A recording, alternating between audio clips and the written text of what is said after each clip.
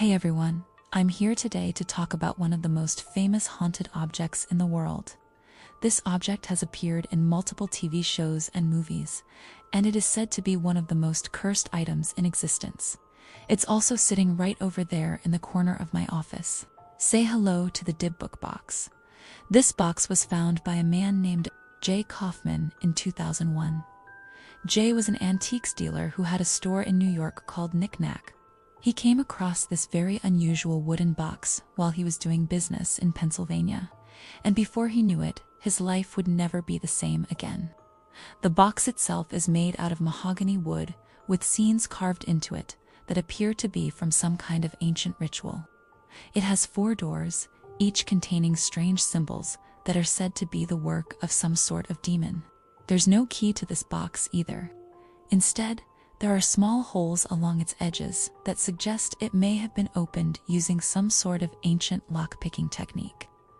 But despite how strange this box was, Jay didn't think much of it at the time, and he placed it in his shop where customers would often react to it with fear and disgust. It wasn't until he took the box home that night that things really started to get crazy. The first thing he noticed was that his dogs began to growl and shake whenever they got close to the box. And then Jay began experiencing strange phenomena himself. He couldn't sleep because he kept having nightmares about demons attacking him. And every morning he would wake up with bruises and scratches all over his body, as if he had been dragged through the streets by unseen forces. Now, being the rational person that he is, Jay decided that enough was enough. And he took the box back to the shop where he locked it in a safe to keep it away from prying eyes. But that's when things really started to go downhill. Customers would come into the store and claim that they felt uneasy around the box, and many of them even reported feeling physical symptoms like nausea, anxiety, and even seizures. Now, Jay doesn't believe that this box should be feared, but it was becoming more and more difficult for him to deny the supernatural activity that was going on around it. He tried everything he could to get rid of the box, but no one would take it off his hands. So eventually, he gave it to the paranormal investigator, Ed and Lorraine Warren.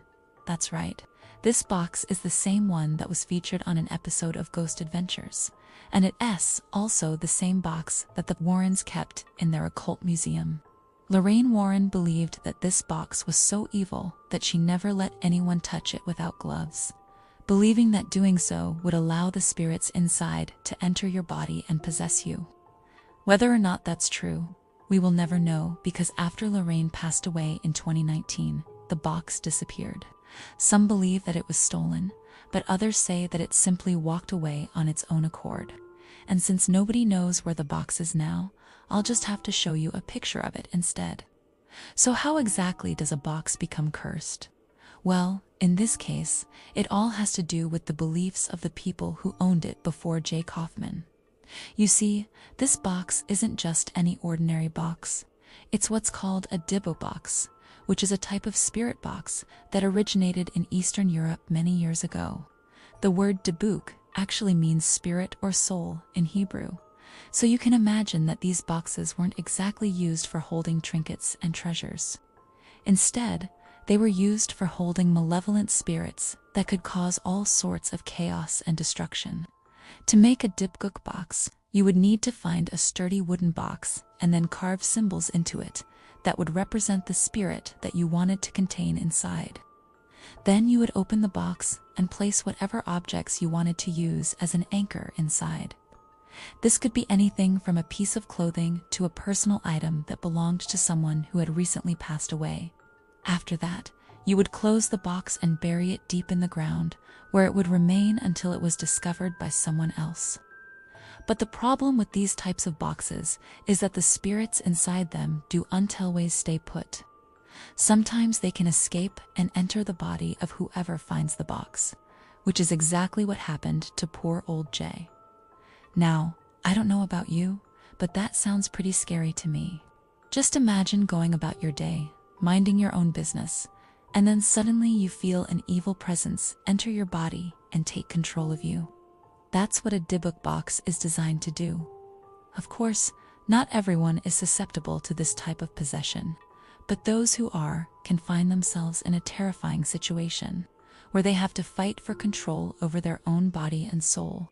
In some cases, the spirits inside Dybbuk boxes are said to be so powerful that they can completely take over a person's mind and turn them into a vessel for their evil. The person may not even realize what has happened until it is too late and the spirit has used them to do its bidding. Now you might be wondering why anyone would ever want to mess around with something like a debauchery box in the first place. Well, the truth is that some people are just naturally more curious than others. They want to know what it would feel like to have a spirit inside them, or they may be trying to contact a loved one who has passed away. Whatever the reason, it's important to remember that these boxes should never be messed with. The spirits inside them are too dangerous and unpredictable to be trusted. There have been many cases of people who have tried to experiment with Dybbuk boxes, only to find themselves in grave danger. Some have even claimed that Dybbuk boxes are responsible for things like missing persons, unsolved murders, and other mysterious occurrences.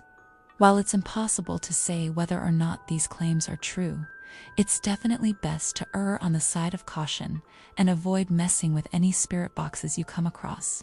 One of the most well-known cases involving a Dybbuk box occurred in the early 1970s.